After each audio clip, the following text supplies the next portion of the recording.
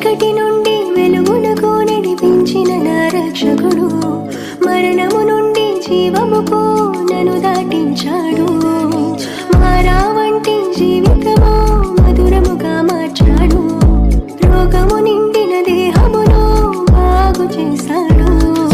పొందిన దెబ్బల ద్వారానే స్వస్థతనిచ్చు దేవుడు, చిందించిన రక్తము ద్వారా విడుదలనిచ్చి ఉన్నాడు.